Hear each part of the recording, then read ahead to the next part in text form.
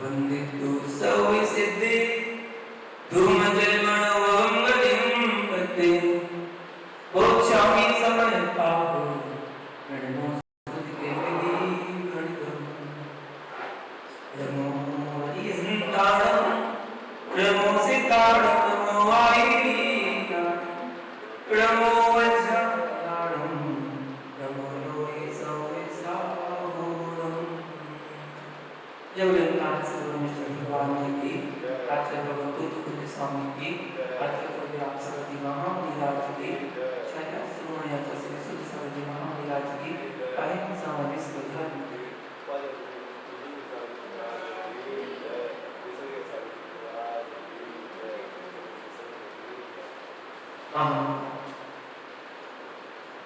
समय साथे तबियत बंद अधिकार में 257 नंबर 258 नंबर की गाथा की यहाँ पर व्याख्या चल रही है। अच्छा भगवान यहाँ पर बता रहे हैं यदि कोई आपकी भूल दिखाने की चेष्टा करता है और आप स्वीकार कर लेते हैं तब तो आप समझ सकते हैं। अपनी भूल को स्वीकार करना आना चाहिए। कोमलसर जी कार्ड में कहा है सुत्तानोतम सम्मम दर्शित जंतम जराणस दर्दि सोची वै मिच्छा पित्ति जीवो ततो बहुदि। आचार्य भगवान कहते हैं नित्यानंद स्वामी ने लिखा है गुरु जब आपको ज्ञान दे रहे थे तब हो सकता है कि उनके वचन स्खलित हो गए हों अथवा चित्त चंचल हो गया हो अथवा आप पूरी बात समझ नहीं पाए अथवा तुम्हारे गुरु पूरी बात बोल नहीं पाए। ऐसे काल में आपने यदि तत्व का विपर्यास भी श्रद्धान में ले दिया तब भी आप समय दृष्टि हो तो मनसा जो कारण पाए क्योंकि तुम्हारी श्रद्धा में तत्व का विपर्यास नहीं है, गुरु उपदेश है। उल्टा श्रद्धान कर रहा है तब भी समय दृष्टि जीव है। लेकिन ध्यान दीजिए दादाजी ने कहा बेटा तू जो कह रहा है ठीक है, गुरु से तूने सीखा है, लेकिन भैया हो सकता है कि आपके गुरुदेव जब पढ़ा रहे थे तब आपको पेट में खुजली हुई तो आप मुड़कर खुजलाने लगे, इतने में विषय निकल गया अथवा गुरु के वचन स्खलित हो गए हो। इसलिए मेरा सिद्धांत यह है कि मैं गुरु को गुरु मानता हूं, प्रभु नहीं मानता। इस बात पर विशेष ध्यान रखना। गुरु को गुरु की दृष्टि से देखोगे तो सिद्धांत कभी नहीं टूटेगी और गुरु को प्रभु क्या मान लिया तो श्रद्धा टूट जाएगी। क्यों?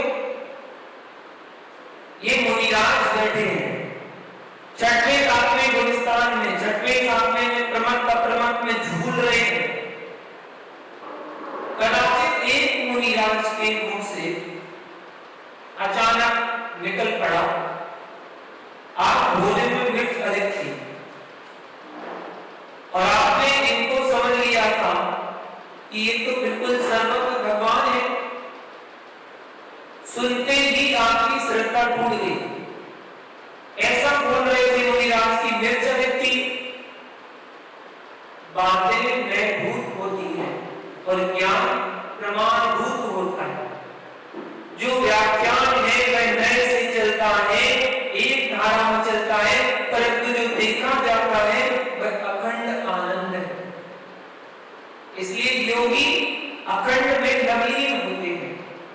श्रुत की अखंडता ही शुद्धोपयोग है, पर वो श्रुत ज्ञान की अखंडता सबको आती नहीं।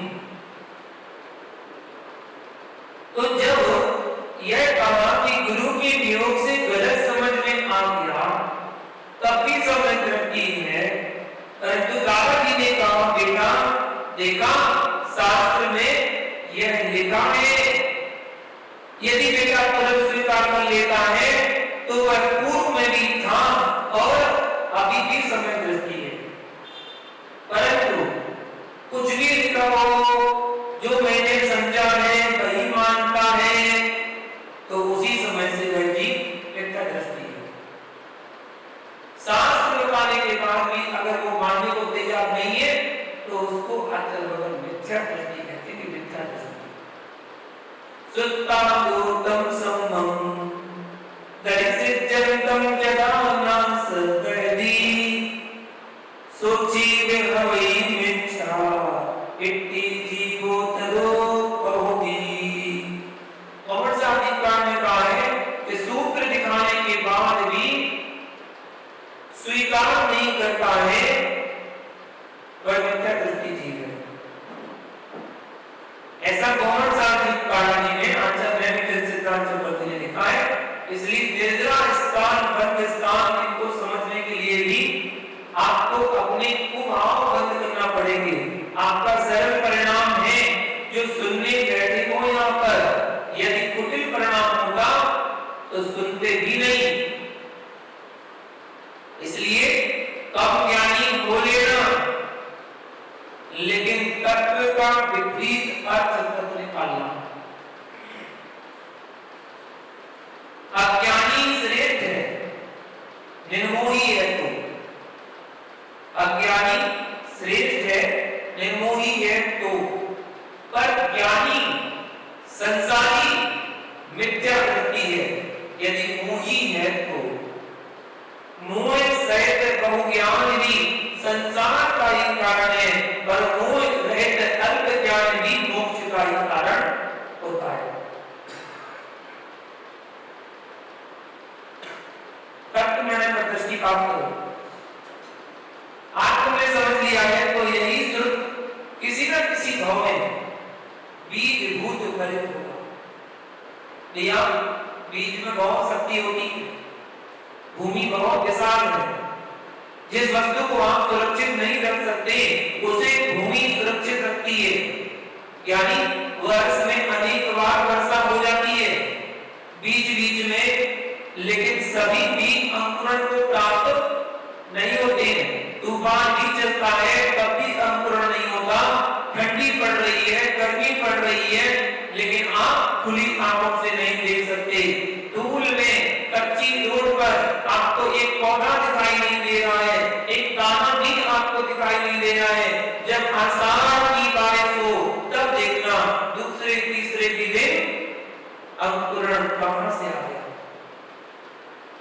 सभी वनस्पति समूर्छन नहीं है। वनस्पति भी दो प्रकार की होती है, समूर्छन और बीज वनस्पति। दो प्रकार की वनस्पति। जो बीज बोया जा रहा है वह बीज वनस्पति है। कुछ वनस्पति कोर से मिलती है, जैसे गन्ना, कुछ कलम से मिलती है। ये सब अलग अलग वनस्पति के भेद हैं। जैसे गुलाब समूर्छन वनस्पति घास है जिसमें बीज नहीं होते हैं, जो कहीं भी उग जाती है। गिलोय, गुड़बेल, अबक्ष अनंतकाल में सटकंडावती में इनका वर्णन आया है।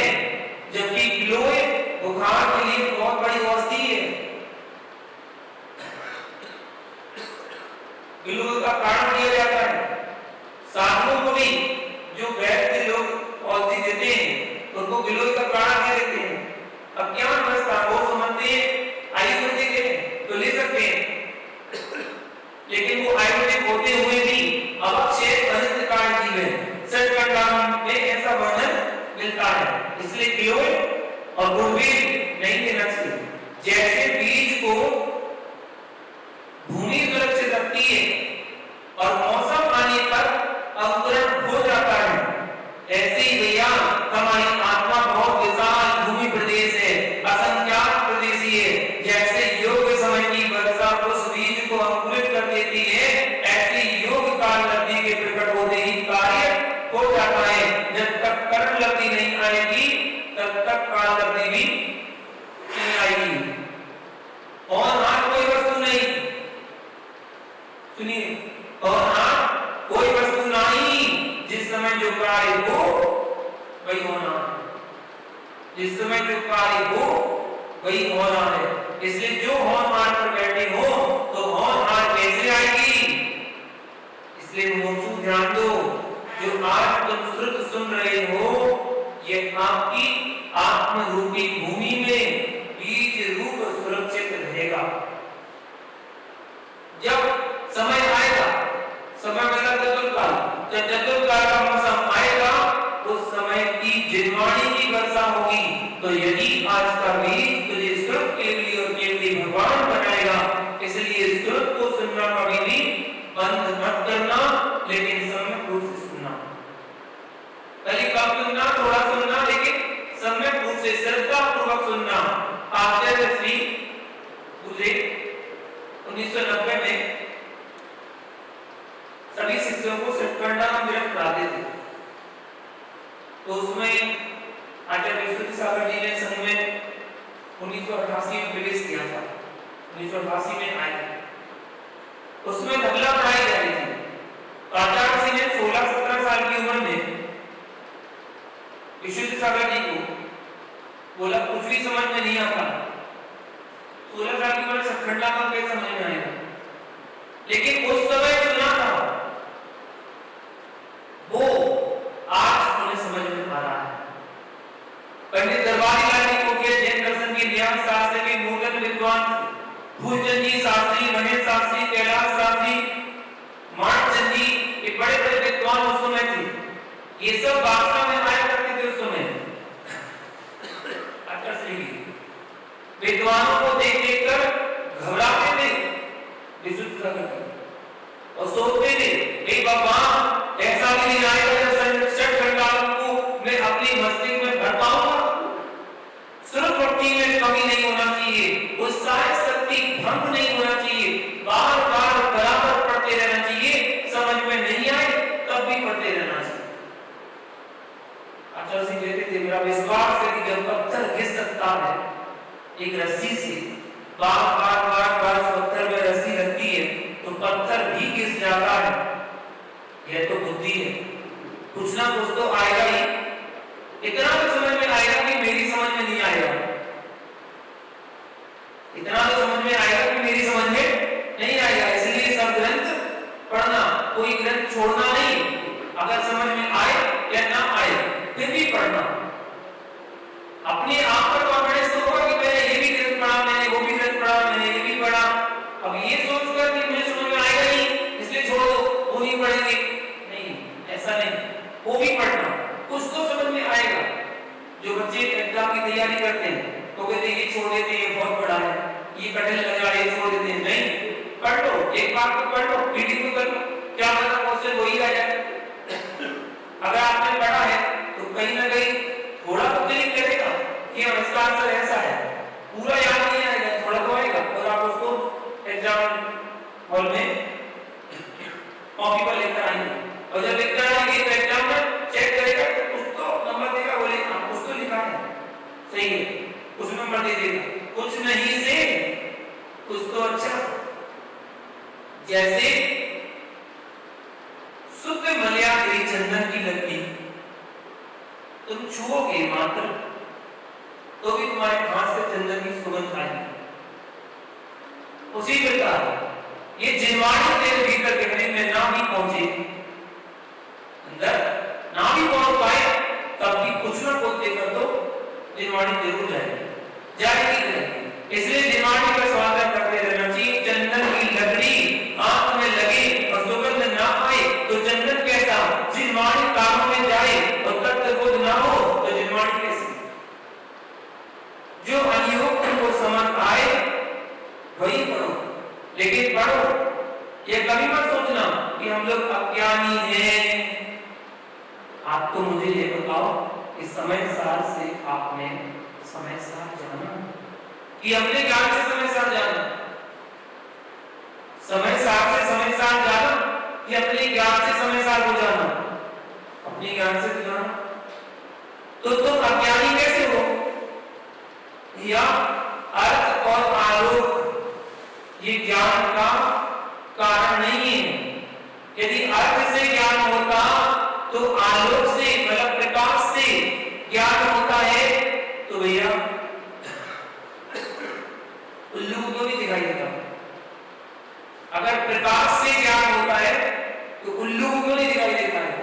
प्रकाश के बिना ज्ञान नहीं होता तो बिल्ली को रात्रि में तो दिखाई देता है, और प्रकाश में ज्ञान होता है तो चमगादड़ को क्यों नहीं दिखाई देता? इसलिए अर्थ और आलोक ज्ञान का कारण नहीं है। यानी देखना, यहां घड़ा रखा है ज्ञान, मैंने पूछा यहां घड़ा रखा है ज्ञान, आप क्या कहेंगे? नहीं, नहीं है। तो देख भैया, तेरे ज्ञान में घड़ा आया कि नहीं? मैंने बोला तो तुम्हारे ज्ञान में घड़ा आया कि नहीं? तुरंत ध्यान घड़ा क्लिक किया कि घड़ा कैसा होता है, तभी तो आपको लगा है कि यहाँ पर घड़ा नहीं है। तभी तो आपने कहा अर्थ के अभाव में भी ज्ञान होगा कि नहीं? भैया तू इधर उधर देख रहा था कि घट कहाँ रखा है, क्यों देखा? यदि घड़ा तेरे ज्ञान में होता तो तूने घट को देखा क्यों? ये सब महिमा ज्ञान शास्त्र की है। इसलिए अर्थ विद्वान हो, आलोक हो या ना हो, आलोक हो या ना हो, कोई तो भी नियत नए से ज्ञान होता, क्योंकि ज्ञान अर्थ से आलोक नहीं होता, ज्ञान अर्थ से आलोक नहीं होता, स्वकर्म के आवरण के छेड़छाड़ से ज्ञान होता है। प्रकाश से, लाइट करने से, सूरज की रोशनी से ज्ञान नहीं होता, ज्ञान तो अपने स्व के छेड़छाड़ से होता है। पदार्थों और प्रकाश से ज्ञान हो, यह कोई नियत नहीं है। दो काम जीवन में कभी नहीं छोड़ना, दो काम जीवन में कभी मत छोड़ना, एक तो गुरु पर आस्था और दूसरा स्रोत का अभ्यास। गुरु आस्था से श्रद्धा और विशुद्धि आएगी, विशुद्धि से स्रोत के अभ्यास में मन लगेगा। उन स्थानों पर नहीं जाना जहां हमारी श्रद्धा डगमग होने लगे, कोई जरूरी नहीं है। जहां जिस स्थान पर जाने से हमारी श्रद्धा डगमग होने लगी वहां जाने की जरूरत नहीं है। एक भटकते भागी भगवान तो समझो, जितने भक्त यहां जाते हैं सबका नियत है क्या? भगवान बनना, क्योंकि जो भक्त है वो भगवान बनेगा। मैं परमेश्वर जीवन मन को प्राप्त होता हूँ, सुखी दुखी होता हूँ या करता हूँ, ऐसी जिसकी मान्यता है वह बहिरात्मा है, मिथ्या धर्म की है। जो मरता है, दुखी होता है, वह सभी अपने कर्म के उदय से होते हैं। इस कारण से जब संपूर्ण जीव अपने ही पुण्योदय से, अपने ही पापोदय से सुखी दुखी होते हैं, अपने ही आयु कर्म के क्षय से मृत्यु को प्राप्त होते हैं, अपने आयु कर्म के प्राप्त होने पर जन्म को प्राप्त होते हैं। यदि ऐसा है तो मेरे द्वारा मारा जाता है, दुखी किया जाता है, क्या आपका ऐसा होकर मिथ्या नहीं है? मिथ्या ही है। जो ना मरता है और ना दुखी होता है वह जीव भी स्वयं के कर्म के उदय से ही होता है। कोई जीव सुखी है, कोई जीव सुखी है, मर नहीं रहा है, वह अपने पुण्योदय से ही सुखी है और जीवित है। अहो मैंने संयम धारण कर लिया तो इतने जीवों की रक्षा की है। अरे भैया तूने क्या रक्षा की है? इन जीवों का पुण्योदय था जो तेरे से नहीं मरे। विवाह में तुम बोलो कि सामने से चिट्ठी जा रही है और आपको दिख गई तो आप साइड में से निकल जाते हैं, बगल में से निकल जाते हैं, और आप क्या बोलते हैं विवाह में? हमने चींटी को बचा लिया। ऐसे हमने किसको बचा लिया?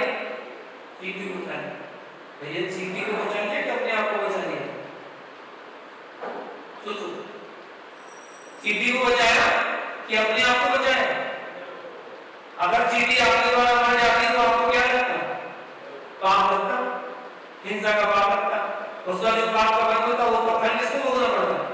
आपको भोगना पड़ता है। तो आपने किसको बचाया? अपने आप को बचाया, चींटी को थोड़ी बचाया। चींटी तो बच गई अपने आप, बचाना तो व्यक्ति अपने आप को ही है। तो अपने संयम का पालन कर, अहंकार मत कर। मैंने मारा नहीं, दुखी नहीं किया, तो तुम किस अहंकार में डूबे हो?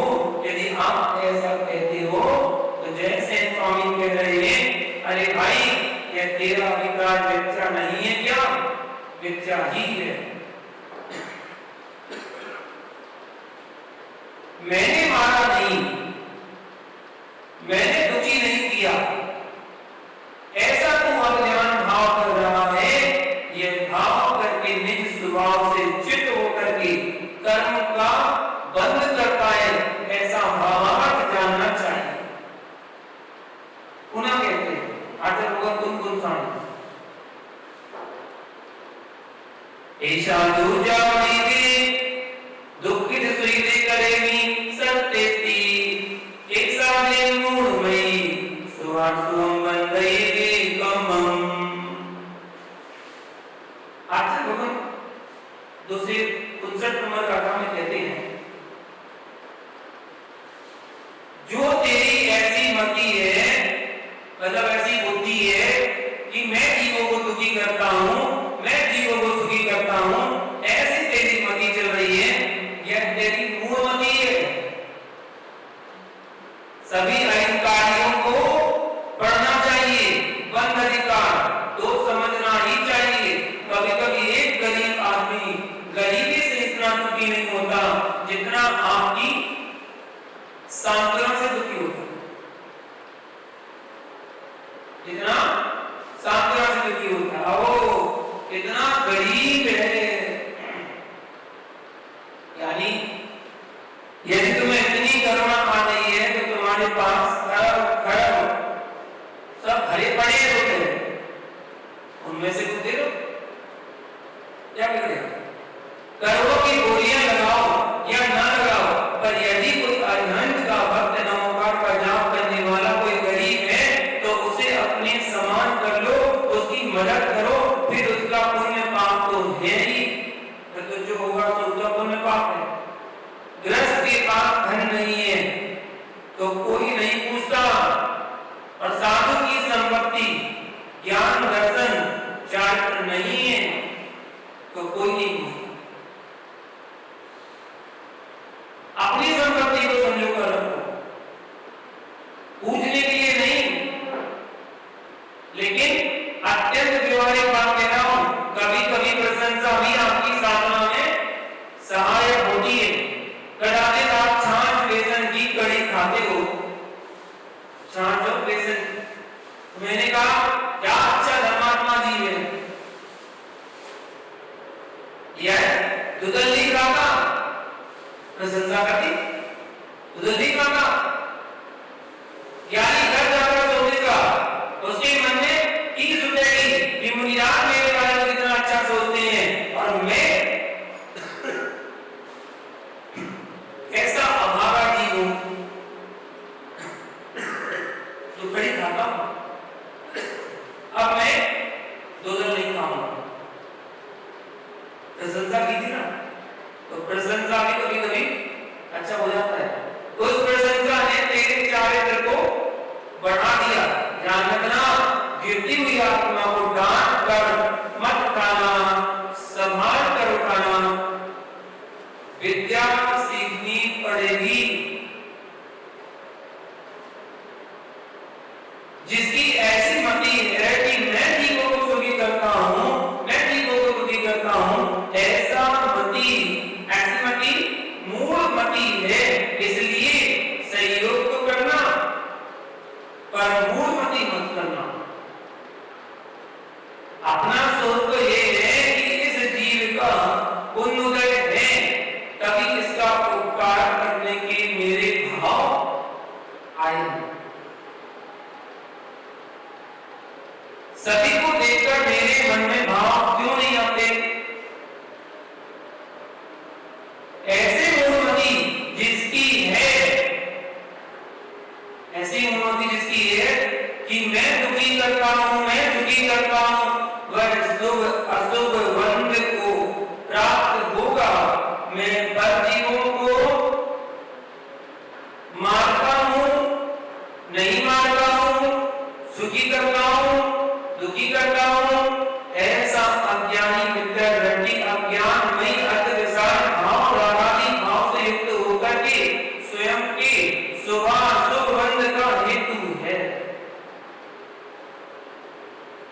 पूर्वोक्त सूत्र में कहे हुए मिथ्या अज्ञान भाव से मिथ्या दृष्टि जीव की बंध का कारण होता है। कहते हैं मैं जीवों को सुखी दुखी करता हूं, मैं जीवों को सुखी दुखी करता हूं। यदि ऐसी मति आपकी है तो आप मूढ़मती हैं, निज स्वभाव से युक्त होकर शुभ अशुभ कर्म का वंद करता है, अन्य कोई कार्य नहीं करता, शुभारंभ कर्म का बंद ही करेगा। इस बात की व्याख्या आचार्य भगवान 259 नंबर का था, 260 और 261 तीन गाथाओं को एक साथ व्युत्पत्ति दे रहे हैं। ऐसा दूजा मई दे तू दुख खिद सुई दे करनी सत्यति, ऐसा दे मूल मई सुहासो धंधे कमम, दुख खिद सुई दे सत्य करेगी जम एव मध्य वसितम ते तम पाव पावंदगम बंदगमना पुण्यस्य बंदगम होती मानवी जीवो जीवावे नील सत्यजम एव मध्य वसितम ते तम पावंदगम पुण्यस्य बंदगम होती। तीन गाथाएं एक साथ दे रहे हैं। इसमें आचार्य भगवान कहते हैं हे आत्मन, तेरी जो यह बुद्धि है कि मैं जीवों को दुखी सुखी करता हूं,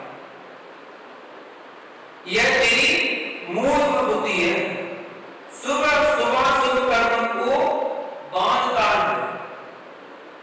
हे अज्ञान, हे आत्मन, तेरा तो यह अभिप्राय है कि मैं जीवों को दुखी सुखी करता हूं,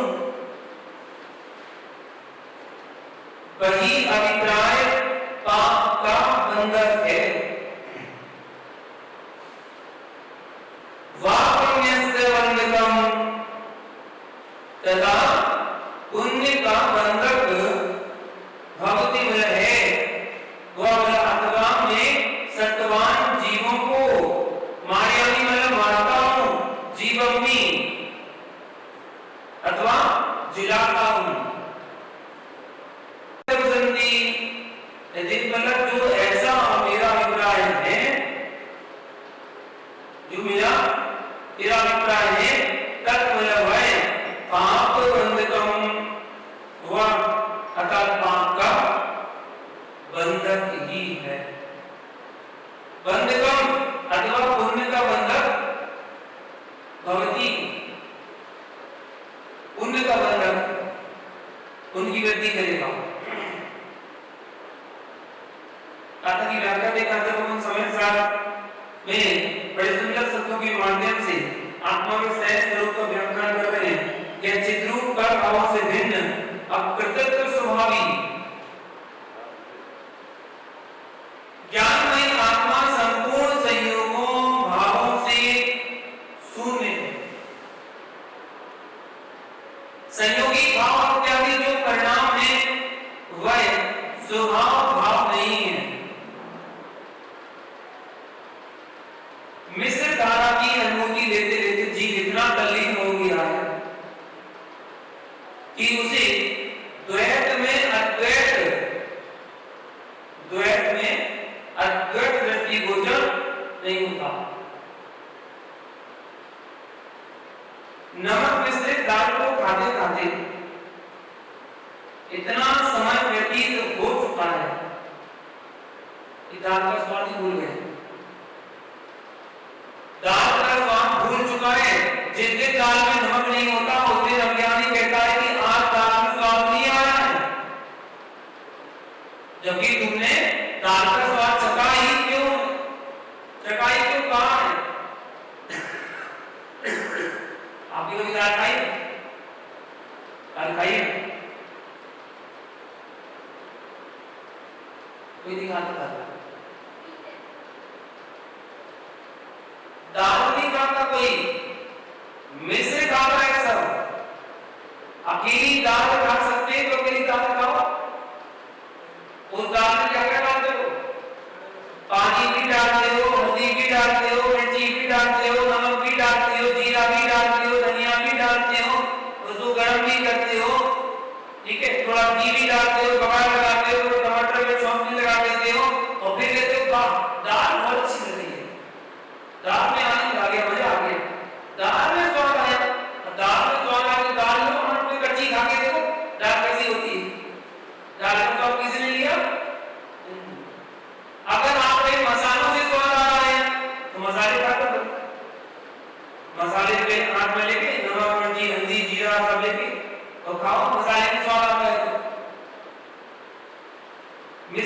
स्वाद लिया जा रहा है, ना दाल का स्वाद है, ना मसाले का स्वाद है, मिश्र का स्वाद है।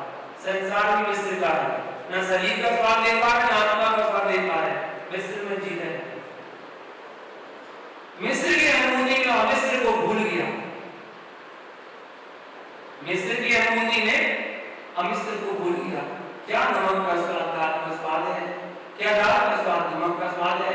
ऐसे ही ज्ञानी पुण्य प्रकृतियों का उदय भी आत्मा का स्वाद नहीं है, और पाप प्रकृति का स्वाद भी आत्मा का स्वाद नहीं है। आत्मा का स्वाद पुण्य भूत नहीं है, आत्मा का स्वाद पाप रूप भी पाप रूप भी नहीं है। अनादि अविद्या के बस राग से युक्त अज्ञानी मिश्र धारा को, औदैहिक भाव को, जैवसमिक भाव को अपना स्वभाव मान बैठा है, जबकि औदैहिक भाव कर्मजन्य है, यानी इच्छाएं भाव भी मेरी आत्मा का स्वभाव नहीं है, वह भी कर्म के क्षय से प्रकट होता है। आत्मा का स्वभाव तो परम पारमार्थिक स्वभाव है, वह किसी कर्म के क्षय या क्षयोत्सव से प्रभावित नहीं होता। यानी जो तेरा परम पारमार्थिक स्वभाव है वही तेरा त्रैकालिक स्वभाव है, औदैहिक भाव है, क्षयोत्सविक भाव है, चायक भाव है, यह पर सापेक्ष भाव है, यह त्रैकालिक नहीं है। और आश्चर्य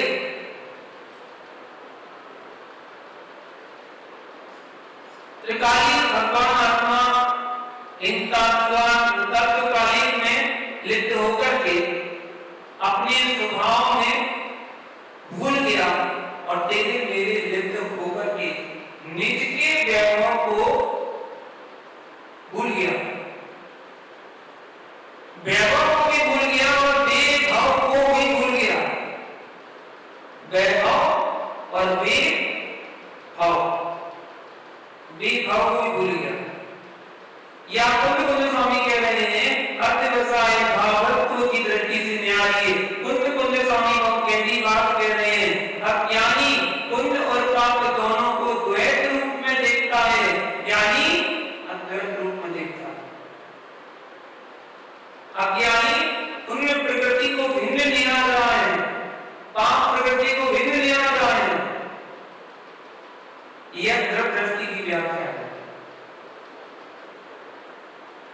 उसे अज्ञानी कह देना, पर सिद्धांत की दृष्टि से वह ज्ञानी है जो पुण्य पाप का भिन्न भिन्न जानता है। पहले व्यवहार और सिद्धांत से व्याख्या कर ले, ठीक है। सिद्धांत की दृष्टि से वैज्ञानिक है तो सिद्धांत से व्याख्या कर ले, फिर कुंद स्वामी की दृष्टि से व्याख्या करते हैं। मिश्र में जीने वाले जीव अधिक हैं, अमिश्र को समझने वाले जीव कम हैं, तो जीने वाले तो और कितने कम होंगे। समझो, निजात गंतव्य की व्यवस्था को पहचानने वाले जीव, सुनने वाले जीव बिरले हैं, सुनने वाले बिरले हैं, तो जानने वाले कितने बिरले होंगे। जानने वाले बिरले हैं तो धारणा में रखने वाले कितने बिरले होंगे, और तत्व परिणाम करने वाले कितने अल्प होंगे। कार्तिक मृत्या मंडी का कार्य कहा है, उनकी संख्या अंगुलियों पर गिनने लायक है। कार्तिक स्वामी ने कहा है, यानी 1 2 3 ये तो मिल गया। आप किस जीव को मिथ्या दृष्टि कहने की सामर्थ्य रखते हो, ये समझो, और किस जीव को समझने कहने की सामर्थ्य रखते हो। इतनी योग्यता आपके अंदर है कि किसी जीव का आप निर्णय कर सको कि वो समझ रखती है कि मिथ्या दृष्टि है। द्रव्य सम्यक्त और द्रव्य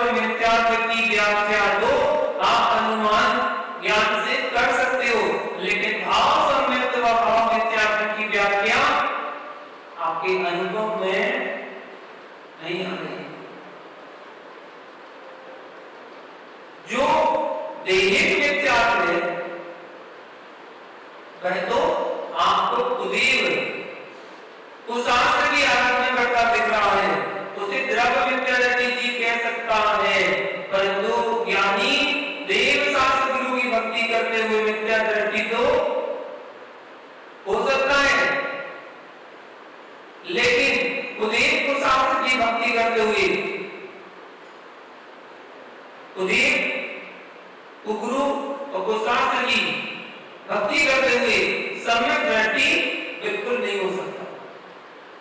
इसमें भी तथोत्पत्ति अन्यथोत्पत्ति लगाई है, अन्वय वृत्ति लगाई है।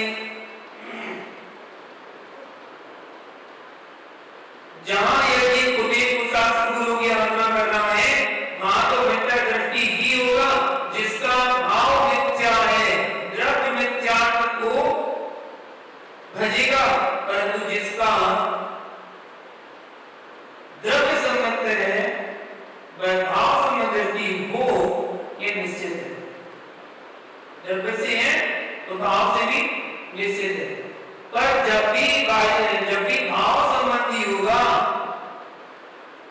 जब भी भाव संबंधी होगा, वह नियम से द्रव्य संबंधी होगा ही होगा। कोई ये कहता है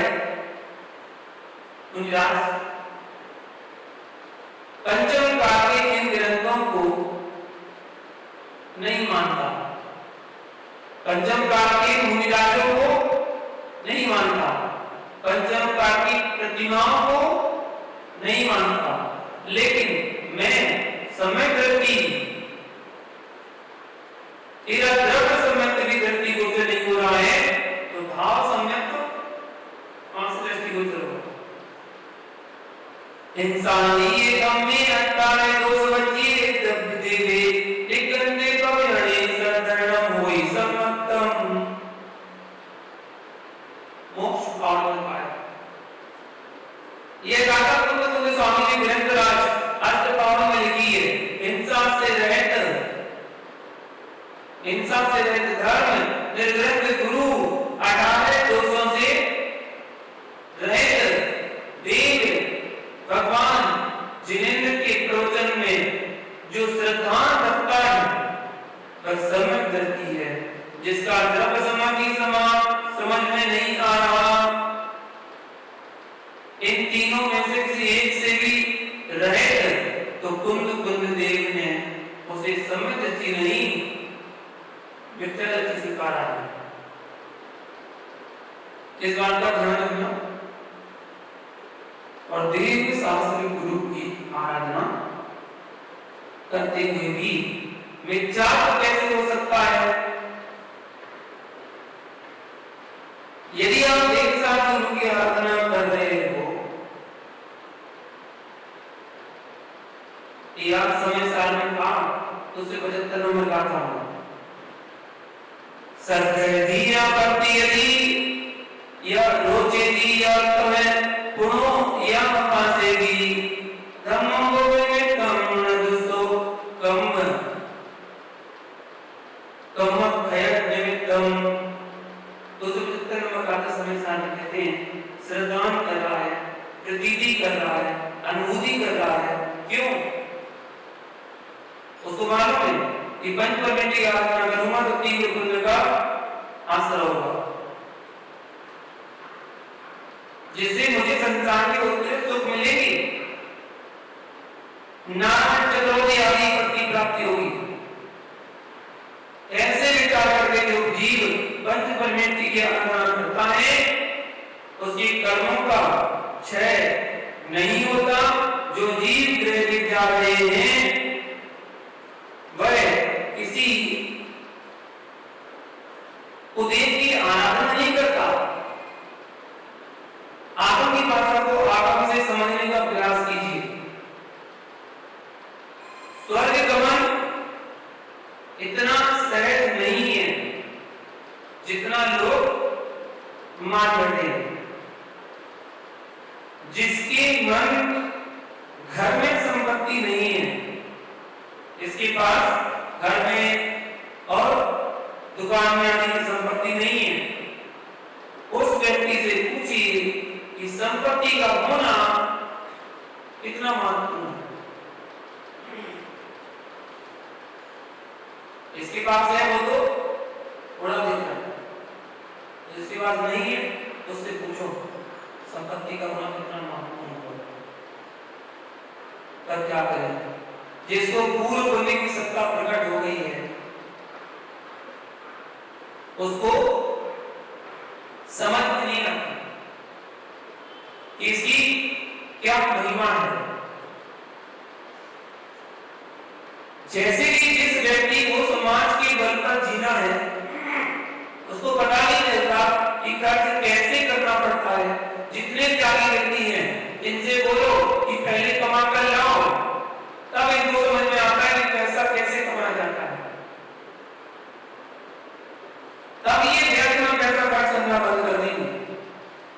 मालूम होना चाहिए कि समाज की तरफ का जितना आप व्यय करवाओगे उतना अंतःकरण का असर होगा, इसमें कोई दो राय नहीं है। बिना 5 पाप किए पैसा अर्जित नहीं होगा, बिना 5 पाप किए पैसा अर्जित नहीं होगा। इसलिए जो सार्थक व्यर्थ में अभिनव सामग्री का उपयोग दुरुपयोग कर रहा है उसको अशुभ का अशुभ बंद होगा। इसलिए मुनिराज बनने के पहले सोच समझ लेना, अच्छे से सोच लेना, उसके बाद संयुक्त के मान आगे बढ़कर कोई दीक्षा आदि लेकिन अपने आत्मा का कल्याण करना चाहिए। शेष से आगे करने के लिए आज भगवान की दावाड़ी के नाम से